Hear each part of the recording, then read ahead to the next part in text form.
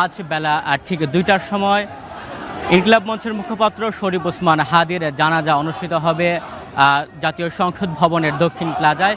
আমরা সকাল থেকে এখানে অবস্থান করছি। ঠিক এখানে যেমনটা দেখতে পাচ্ছি, দলে দলে সাধারণ মানুষ যোগ দিচ্ছেন হাদির জানাজা, এবং হাদির জানাজায় যারা আসছেন তাদের আশাকে কেন্দ্র করে আইন শৃঙ্খলা রক্ষাকারী বাহিনীর সদস্যরা ব্যাপক তল্লাশি চালাচ্ছেন। আপনাদেরকে জানিয়ে রাখতে চাই, হাদির জানাজা যারা আসছেন, যারা কাঁধ ব্যাগ অথবা বড় ব্যাগ নিয়ে আসেন, তাদেরকে তল্লাশি করে তারপর ভেতরে ঢোকানো হচ্ছে। আপনাদেরকে যেমনটি দেখাচ্ছি, মানিক এভিনিউর খেজুর বাগান এলাকার যে গেটটি আছে, সেই গেটের ঠিক অপোজিটে, সেই গেটের ঠিক বিপরীতে ইসলামিয়া চক্ষু হাসপাতাল, পদ্মা সেতু, মেট্রো রেল এবং এলিভেটেড এক্সপ্রেসওয়ে নির্মাণের গর্বিত অংশীদার বসুন্ধরা সিমেন্ট।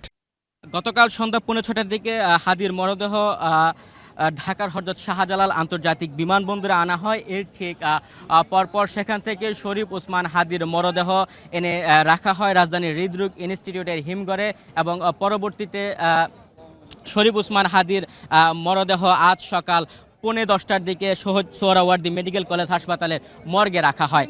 দর্শক, আমরা এখানে যারা হাদির জানাজা অংশগ্রহণ করতে এসেছে তাদের সাথে কথা বলবো শরীফ ওসমান হাদি সম্পর্কে। আসলে হাদিকে যারা গুলি করে হত্যা করেছে তারা আসলে কি বার্তা দিতে চাইছে দেশকে, আপনারা কি মনে করেন?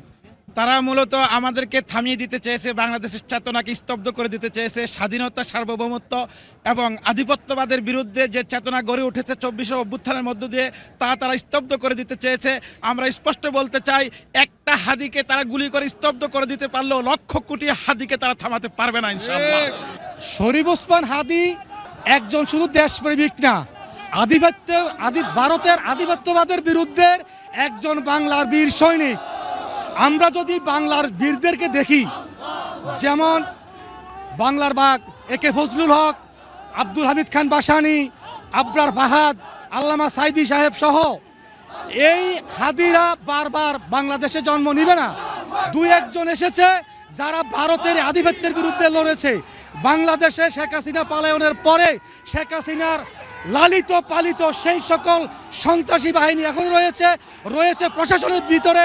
শেখ হাসিনার সেই সকল খুনিরা, শেখ হাসিনার সেই সকল খুনিদেরকে প্রশাসন থেকে বের করে আনতে হবে, না হলে এই হাদির খুনি কিভাবে বেরিয়ে গেল?